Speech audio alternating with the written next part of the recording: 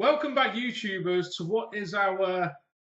It's a bit of a celebration today, really, isn't it, NJ? It's our 200th Q&A. This is the 200th time that we've come on here and uploaded a video where we answer the questions that you've given us. That means we have been doing Q&As for just under 4 years. And the thing about this speciality is, in some of our Q&As, you see Mr. Parkin drinking a bottle of water. I, on the other hand, after 4 years doing this, is drinking vodka to forget about the 4 years we've done this for.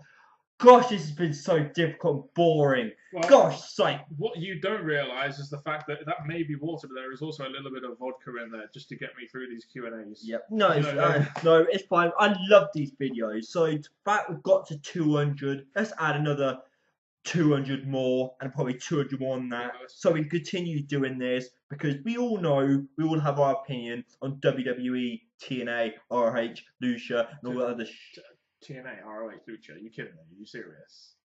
Don't we delete the TNA questions now? I thought that's what we were doing. Oh yeah. And anything WWE, TNA, ROH, wrestling questions we will answer. Yeah. I'm Mr. Parkin. This guy is NJ. Sorry. What's up? I mean, Randy Orton. But yes, anyway, if you want to keep asking us questions, and I suggest you do, we have so many questions that we need to get through, and only a 20-minute period to actually get them in per week. Keep asking them in the comment section below. And now let's dive straight into question number 1. Oh, Paul Erickson Alejandrino. What are your thoughts on the Seth Rollins scandal, and do you think that will hurt his career? Do you find it funny that you have a bigger penis than Seth Rollins? Because his penis is like that big, isn't it? Gosh, that's a bit hard to answer because it's not an area we tend to look at most of the time. But thanks. Was that awkward, or was that awkward? Very. Yeah. I don't think it will affect Seth Rollins that much. I just think it was kind of funny that people were making fun of him, even though I imagine a lot of people out there probably have a smaller penis than him. And Seth Rollins backs it up with what he does in the ring. Yeah. Yeah. That small penis. No, I'm joking. It doesn't matter how big your penis is. Well, it does if you want to attract a very attractive female mate, but there we go. Renegade Man 83. If Kevin Owens were to debut in the Rumble and automatically win it at main event WrestleMania, do you think the fans would be okay with it? And if so, isn't that a bit hypocritical on the fans' part? Fans would probably mark out for Kevin Owens being on the main roster and automatically going to the main event at WrestleMania. But yes, they would, of course, be hypocrites, because on one hand, they say, oh, you need to build someone up. You need to give him time. You need to give him big wins at big pay-per-view. But as soon as it's your favorite, it's fine. You could have Daniel Bryan go on a 200 fucking loss streak, win, and then go win the Royal Rumble, win the main event of WrestleMania. Everything would be hunky fucking dory. People hate it, or some people hate, when we try and split fans into different groups of people. There are fans that obviously look for the build, look for the time they've had actually in the roster, who they faced. But there are some wrestlers who would look at Kevin Owens for the first time in the WWE and think, oh, he's a big dominant guy. Brock Lesnar's a big dominant guy. Big O's a big guy. It'll work. So there's two ways of looking at this. There's the internet fans who, of course, look at the history and stuff.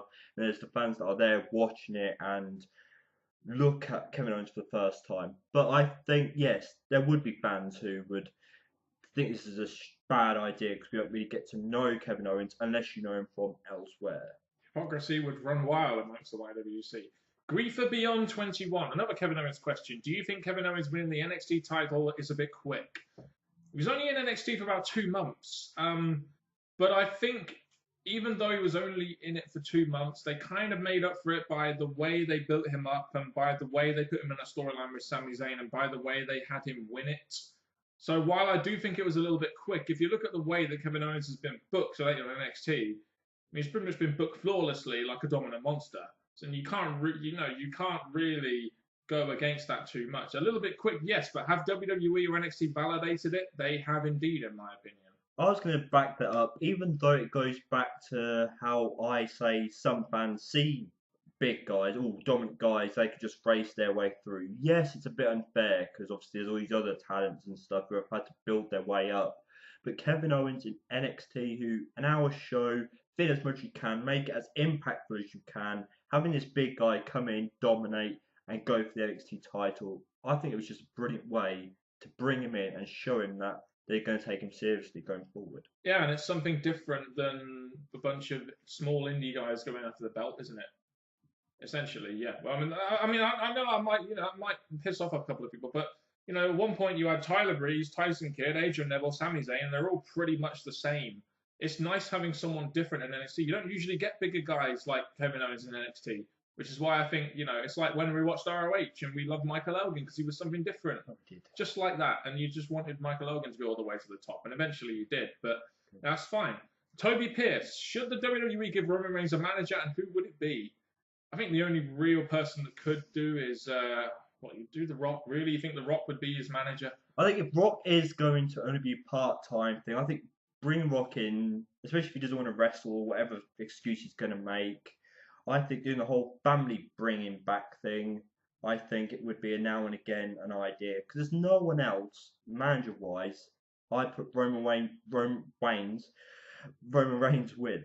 Unless it's Paul Heyman and you do some kind of turn. I don't really know. Anyway, moving on. Aaron Christ, do you think that Roman Reigns will turn heel? Not right now, no. I think he's going to stay babyface for the rest of the year. I'm sorry. Out of Seth Rollins and Roman Reigns, I could see Roman Reigns becoming the heel, and going pretty well with the heel because the fans are still undecided how to react to him. But Seth Rollins, they want to cheer him, especially after this cash in and become champion. So I think the switch could easily happen.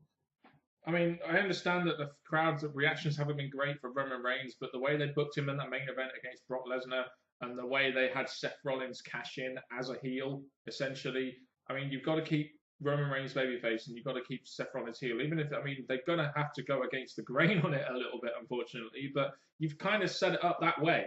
I mean, you can't really do a double turn now. I mean, that would just be a bit silly. Well, eventually, these two are going to face off, and I don't see how the fans are going to cheer for Roman Reigns and boo Seth Rollins. Something's got to happen to turn that so they do want to cheer Roman Reigns, and I just don't see it happening. Well, I mean, we've had John Cena doing it for the last 10 years, so, what do you think WWE are going to do differently with Roman Reigns, really? I mean, that's the question. I just think he'll get booed, and then Seth will get the cheers.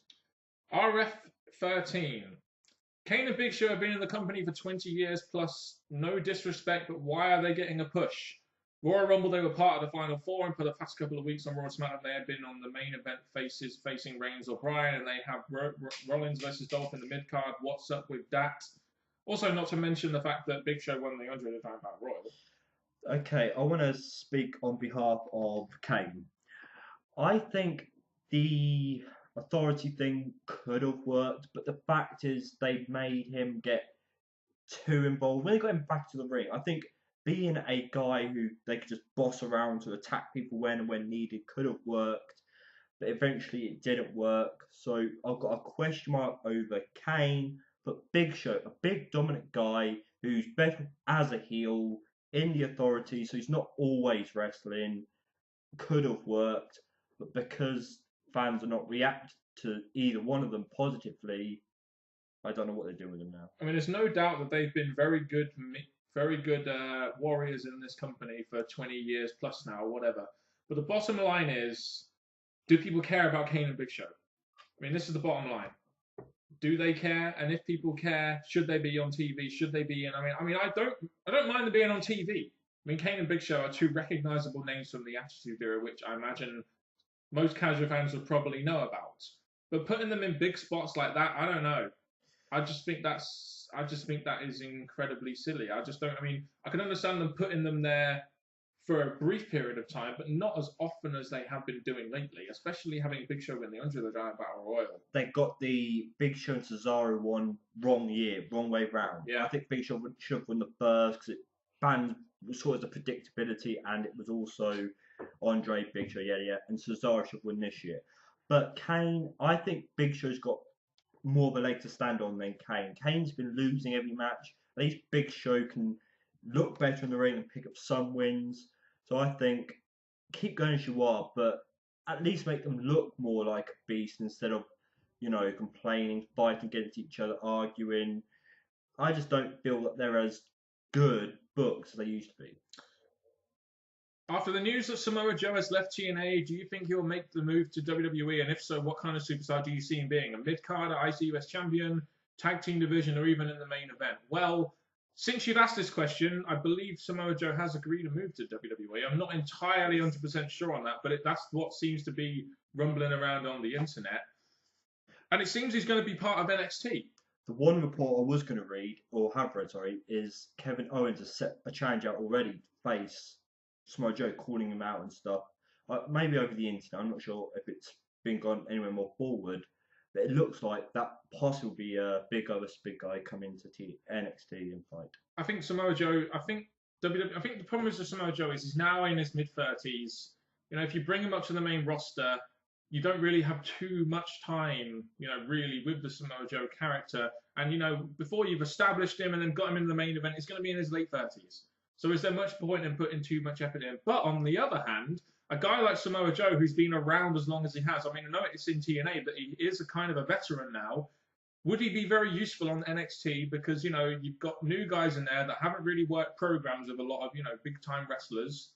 Would it be useful for someone like him to be on the roster, to work with some of the newer talents, to really get them to grips with some of the nuances of what a program is like or what it's like on the road, etc.? That's where I feel the Samoa Joe could really be useful in perhaps an NXT brand, which is essentially that's what Triple H is trying to make, isn't it? An NXT indie brand.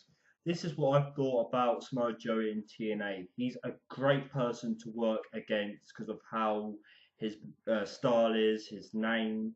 So I think bringing him to NXT, if it is Kevin Owens and then other talent, I think it's a good way to bring him in. But I wouldn't make him like Kevin Owens because Kevin Owens you can see going up to the main roster by the end of 2015, possibly early 2016. But I think Samoa Joe should concentrate on bringing NXT talent. Yeah, and to be honest, and that's not a bad thing. People may say, "Oh yeah, but he won't make it to the main roster. Oh, WWE going to treat him like shit by putting him in NXT." That's not a bad thing at all. We're seeing guys like Rhino on NXT now. We've seen the Brian Kendrick on NXT. And, just because these veterans are on NXT, it doesn't really mean it's a bad thing. No. I'd rather see Samoa Joe prosper in NXT and help really promote that brand, which essentially Triple H wants to do, than essentially, let's face it, fail on the WWE roster, because WWE would never get behind him because he's been part of TNA for so long. Mark Slam 621. Which wrestlers in WWE and TNA would do best as an action film star? I think Roman Reigns has a look for an action film star. I really do. I think he's probably the man for action films. He's got that badass look, which I think a lot of action films really do like. I would like to see, maybe when happen, either EC3 or the suicidal guy who played Mr. Kennedy. Whatever his name was. That on TNA, the one that was suicidal, he tried to jump off the cage. It's Sam Shaw. Yeah, I'll see EC3 or Sam Shaw. I wonder if Sam Shaw's still with TNA. Anyway, Mark Slam 621 asks another question. Where should Samoa Joe go now he's parted ways with TNA? Would he be better utilised somewhere like New Japan or Lucha Underground? Well, we kind of touched on that. I think Samoa Joe could easily make a name for himself on the independent scene and earn good money in New Japan or maybe even Lucha Underground. But I think in terms of the impact he could have on the future, I think NXT is a perfect place for him to be. It feels like an independent promotion. Hardcore wrestling fans that mainly watch NXT on the WWE Network, etc., are going to like Samoa Joe. That this guy is going to be good to work with for these new stars, which essentially that's what NXT is all about, trying to groom people for the main roster and working storylines and programs. So I think NXT is the best place for him. Yep. I really do. Yep. Toby Pierce. Another Samoa Joe question, very popular. Is Samoa Joe too good for NXT if he joins WWE? Should he be put straight on the main roster? We kind of touched on this already, but like we said, it's not a bad thing for him to be on NXT. Not at all. If he did join WWE, would he be successful? I don't think he would. It's not his fault. It's just the fact that he's in his mid-30s, and I don't think Vince McMahon would want to get behind a guy that's been in TNA for so long. Even though Samoa Joe is a popular name, and done great things in TNA, so you would automatically think, coming to WWE, because of who he is and what he's done, he should go to the main roster. But I think for Triple H being the one who got involved with the Samoa Joe stuff, he'd want to use him in the best way possible, which is helping his baby out in NXT. And then if he does have a year or 2 years in WWE, when the time comes, go for it. RFV089. Couple of non-wrestling related questions here. Mr. Parkin, which of these will happen first in football? The first female refereeing a Premier League match, first female to manage a Premier League team, or the first £1 billion transfer? I don't think £1 billion transfer is anywhere near going to be happening, because that's what even the big football clubs are worth total. So there's no way they're going to be able to afford a £1 billion transfer. I'd probably say first female refereeing a Premier League match, because we've already seen a lineswoman. So, and they're doing this new thing, aren't they, with females in football, and they're trying to get them to referee, etc. So I think that would probably be the first thing we see, a female refereeing a Premier League match. If John McCain had won the US presidential election in 2008, I remember we reviewed SmackDown that day, and really all I could think about was the presidential election, and we were just like reading the results out on the SmackDown review because the show was so shocking. That's why we started watching it. And therefore gone through with this proposition of banning MMA shows like the UFC. Would the WWE have higher viewership rates today? I don't think so. Because I don't think people that like MMA or UFC would necessarily think to themselves, well, no more UFC. I think I'll watch WWE. I just don't think they do that. That's the thing, because yes, WWE wrestlers, fans can be torn to watch UFC, but I think if UFC lost their show, what they like, and they didn't really like the fake, as it's still being called, storyline show, I don't think they'd see it as good as they saw UFC, and I don't think WWE would have benefited that much more than if they didn't. No. I mean, I know they're in direct competition, but it doesn't mean that just because one would fold, it doesn't mean that the audience would immediately go over to WWE. It's like when WWE bought WCW and they thought the WCW audience would go right over to WWE. No, that didn't happen at all. The WCW fans just said, fuck you lot. We're just not watching wrestling anymore. It's funny, that, isn't it? And we're going to end on this one because I think this one will take some time. I'm going to list a number of wrestlers. Can you say whether you'd put them into the WWE Hall of Fame? Mark Henry. He's been with the company a while, so I would say world's strongest man, yes. I'm looking at him and thinking, yeah, he became world champion, not WWE champion. He's not really had the biggest momentum in WWE, but due to the groups he's been in and the length he's been in, yes. I mean, you look at, he was part of the Nation of Domination. He was sexual chocolate in the Attitude Era. That kind of got over. He faced Undertaker at WrestleMania, I believe it was 22, in that casket match. Became world champion, beat Randy Orton twice. He's done, he's not been there, done that necessarily, but he's been with the company for such a long time, and being the world's strongest man, I can see him going into the Hall of Fame. I'll give it that, but I don't think it's going to be a rush to it, because obviously his accomplishments haven't been as high as other names. And neither will he be a headliner. No. Goldust. I mean, if you're going to why not? I mean, if guys like Coco Beware are going to be in the Hall of Fame, why can't people like Goldust? I mean, he's come back for a couple of years, had a decent run in WWE. Why not induct a guy like Goldust, and especially someone like, especially since Goldust was such a revolutionary character back in the Attitude Era, really, really extending that envelope in terms of what characters can do on wrestling TV. And no disrespect to Mark Henry, I think with the Rhodes name, with the fact that Goldust has been in multiple tags, I'm not saying Mark Henry hasn't, the fact that Goldust has also gone back to the Attitude Era and gone forward, he came back now, he's still active now, I think there's more leaning towards Goldust being a positive candidate too. Ken Shamrock, a guy that originally came from UFC, MMA, wasn't really there for too long. I don't know whether WWE would put him in the Hall of Fame, to be honest. Would I? Probably not. I know he was kind of like the first person to come over to WWE from MMA and kind of really bring that kind of style in. I'm a bit torn on this one, if I'm honest. I don't know whether I would or not. He's still a name that's been involved with the big names of the past, but I don't think he made it quite high enough to be a rush to candidate to go into the Hall of Fame. So I'm not sure either. Christian, that's an interesting one. Edge, Christian. I mean, you'd either induct. I mean, we've already inducted Edge into the Hall of Fame. Christian, again, he wouldn't be a headliner, but here's the thing: I don't really think Vince McMahon has ever particularly liked Christian all that much, even though he's had a long career, was part of the Hardy Boys, was part of the Edge and Christian tag team. I would put him in. I don't know whether Vince McMahon would though, but I think just based on his career alone, he would at some point have to go in the Hall of Fame. Not as a headliner though. Even though he had his spot in TNA, and again, Vince is not really keen on TNA wrestlers and stuff. I think the fact that Christian has done a lot for the WWE, came back a few times after we thought he was finished, and Edge and Christian, the world champion, the Intercontinental, the tag, the big matches he's been in, I don't see why they wouldn't put him in. Jeff Hardy, Matt Hardy. So those two guys, Jeff, I would probably induct them as a tag team. That'd have to be a tag team. Even though they've both gone to different companies, I think Jeff Hardy on his own, I don't see why it would happen. But together, I think, yes.